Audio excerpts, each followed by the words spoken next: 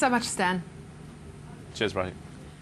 Now, a new report shows intentions to hire among Australian organisations has dropped. The latest Hudson report on employment trends suggests firms are still waiting which reforms from the federal budget do and don't pass the new Senate. Well, to get some more on this latest report, we're joined now by Hudson Asia Pacific CEO Mark Steen. Mark, great to see you there. Just firstly, wanted to ask you to take us through, this latest read on intentions to hire and what organisations are saying too about whether they're going to maintain their headcount as well. Yeah, look, we're seeing, about 21% of organisations looking to hire. The big news really is that 67% of organisations around Australia are looking to hold their headcount steady. Now, that's the highest number we've seen since 2007. And that positive range, 21% looking to hire, that's been at 21 to 24% for the last 6 quarters. So really a cautious outlook in terms of the quarter ahead. And the market as they see it playing out. And just the numbers looking to decrease, to cut staff, what was the rate there? That's sitting at around 12%, and that's held pretty steady.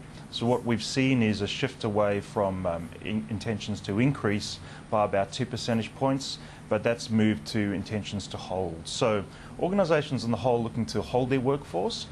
Yes, you're right, 1 in 5 looking to hire, and the key is, where are they making those hires, how are they going about it, and how are they sure they get the talent that's going to help them succeed. Just before we get into that sort of sector and state breakdown, I did want to ask you, though, about the impact that you're hearing that the budget is having on this. Obviously, we've got a new Senate taking the seats from today. So how does that impact on these hiring intentions from what you're hearing? It's a continuation of what we're seeing. Look, we saw an uplift. Following the election last year, we saw some early positive signs in Q1 this year. We saw employment drop. What we're seeing now, though, is this next kind of wave, which is what's going to happen in the Senate. And we're seeing organisations being really cautious because they don't have a sense of what's going to get passed, what's not, what's going to change to get past the Senate. And it's very much waiting to see how this is going to turn out. And the good news that came with the new political party and hopefully some stability has not played out to the full extent yet, and we'll see how it goes with the Senate. I know it's probably difficult to say, but I mean, we saw this reflected in the ACCI Investor Confidence Survey as well, released yesterday. Do you expect then this kind of nervousness to continue, given what you've been hearing already? Look, I think in terms of taking on fixed costs, and by that I mean permanent employees, absolutely. What we are seeing, though, is we're seeing organisations take on contractors. They need to continue to drive their transformations in the IT space, even the public sector. And what they're doing is using contractors because it gives them that flexibility that, should the economic environment change, political environment change, they can, take actions quite quickly on that versus investing in permanent headcount, which is more of a long-term investment and a long-term trend. Do you get the sense then that, certainly something ACCI was saying yesterday was that they're worried that if these trends are continuing, we could see that unemployment rate move higher and certainly, not reach the sort of forecast that the budget had been predicting? Look, I think, the 5.8% we saw in Q1, I actually think that will climb again. I think we'll see that, sitting in that range, 5.8 to 6%. I don't see any fundamental shifts happening in terms of the outlook and the organisations that we're talking to over the next quarter. I do see them figure out ways to, gain market share, looking for ways to drive further efficiencies in their business. And, there is 20% of organisations that are looking to hire, but that said, there's another 12 that are looking to offlate or lay off staff. So it's very much a cautious outlook. There's no one predicting that, they're going to be making huge headcount investments. But at the same time, they're wanting to ensure that they do get the skills. And when they're talking to us about the type of people, it's very much about the people that are going to make a difference to their businesses. What roles are businesses hiring in? Look, the big roles that we're seeing at the moment is obviously financial services. So if you're a banker, the market's quite good at the moment, or relatively good at the moment. If you're in supply chain and procurement, we're seeing a lot of interest in that space, and that's really driven by the fact that those roles tend to be a key piece in driving efficiencies and driving costs out of the supply chain. So we're seing a lot of focus in that space.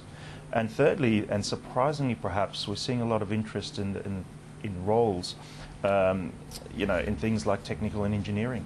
And that we're also seeing a reflection in what's happening in mining and resources. And in fact, it was the only sector where we saw some growth out of all the sectors looking forward to next quarter. Where aren't businesses hiring? I know you were talking about sort of the legal profession, the aggressive hiring that's been seen in that sector has started to abate. What else are you seeing? What other sectors? The other sectors where we're seeing it abate are education. So we're seeing education, mining and government. I mean, government is definitely not hiring on the permanent side. They're still going through their massive transformations, and the ACT in particular was really hard hit looking forward into quarter three.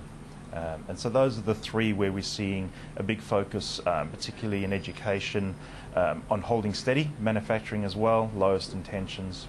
So probably no surprises in that.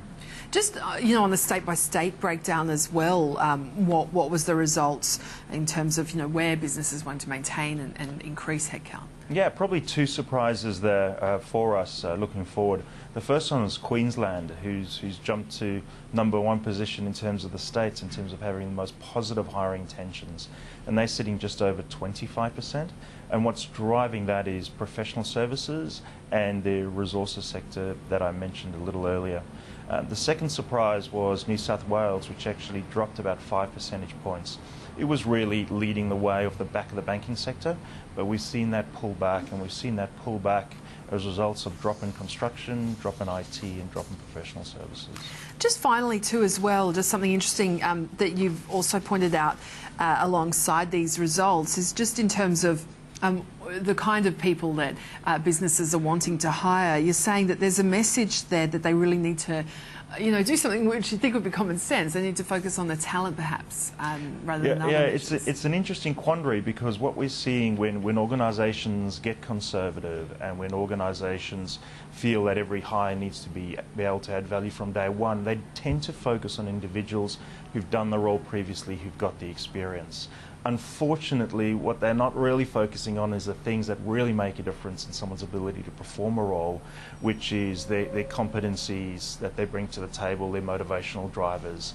And great organisations are really focusing on that and thinking ahead around who are the people that are going to transform my business, not necessarily just in their immediate role, but in the future, and looking at their hiring through a slightly different lens to those that are more conservative and saying, I've just got to find someone who's done this and can do it again.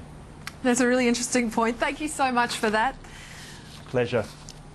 Mark Steen there from the Hudson report.